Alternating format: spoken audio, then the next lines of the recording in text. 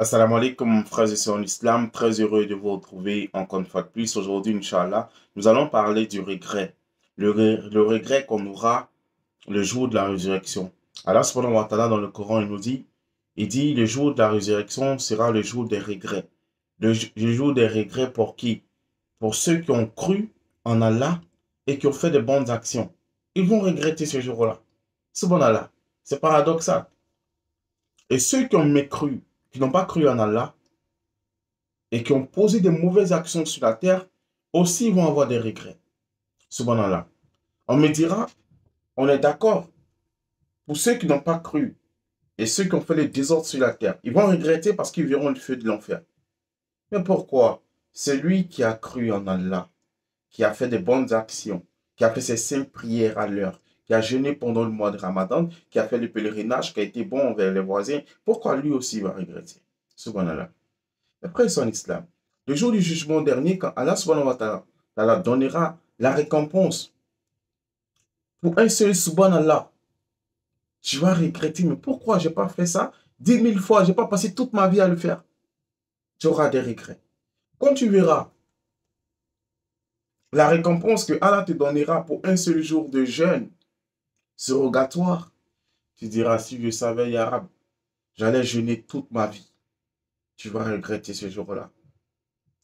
Tu vas regretter tout le temps que tu as passé sans avoir adoré ton Seigneur. Tu vas le regretter quand tu verras la récompense que tu recevras pour le peu de temps que tu as consacré à ton Seigneur.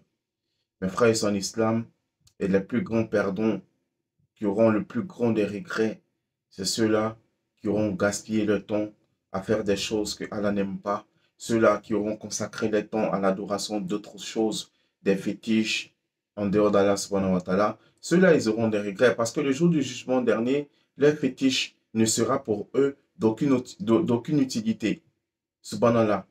Ils ont placé leur confiance en des charlatans, en des féticheurs. Et ils verront ce jour-là que ces charlatans et ces féticheurs-là se trouvent dans des situations très difficiles et qui ne peuvent pas les aider. Ils vont avoir des regrets. Si on savait, on allait être des croyants. Si on savait, on n'allait pas négliger la prière. Parce qu'aujourd'hui, beaucoup de jeunes négligent la prière. Que non, je suis musulman, mais je ne suis pas pratiquant. C'est pas vrai. Soit tu es musulman, ou soit tu ne l'es pas. Mais une chose est sûre, mes frères et l'islam. Pour ne pas être perdant, le jour de la résurrection, il faut croire en Allah. Il ne faut rien associer à Allah, poser de bonnes actions et utiliser le temps qu'on a pour adorer Allah subhanahu wa ta'ala. Mais l'adoration, ce n'est pas que la prière. Le fait de s'asseoir pour parler d'Allah, c'est une adoration. Allah dit, aime ceux qui le mentionnent, ceux qui l'évoquent. Donc, quand on est assis à 3, à 4 dans un grain, on parle de football, Cristiano, il a marqué 4 buts, Messi, il est fort, ceci.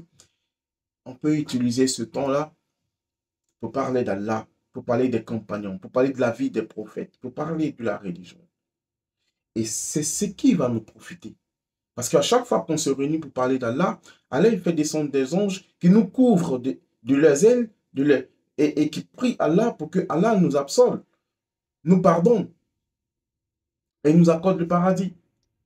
Pendant tout le temps qu'on est réunis, qu'on parle d'Allah, et pendant tout ce temps-là, ils font des bénédictions pour nous. Ils implorent Allah en notre faveur. Au lieu de gaspiller le temps dans des débats inutiles, et on va regretter.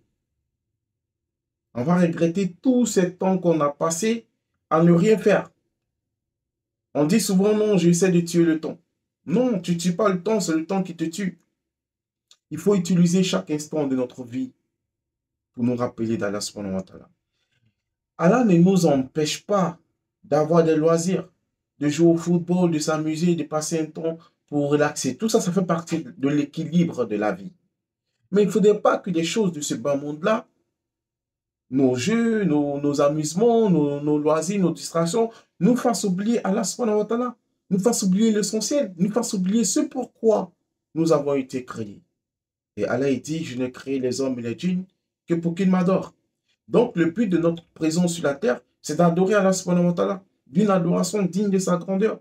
Aujourd'hui, on prie à l'heure qu'on veut. Non, la prière a été prescrite à des moments bien déterminés.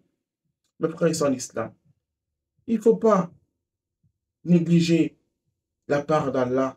Parce que le jour du jugement dernier, Allah subhanahu wa ta'ala ne nous interrogera pas sur ce qu'on a pu construire dans ce bas monde-là, nos entreprises, nos maisons, nos voitures. Non, il va nous interroger dans un premier temps sur la façon dont on a utilisé le temps qu'il nous a accordé, la liberté qu'il nous a accordé, le souffle de vie qu'il nous a accordé, la santé qu'il nous a accordé, la force qu'il nous a accordé.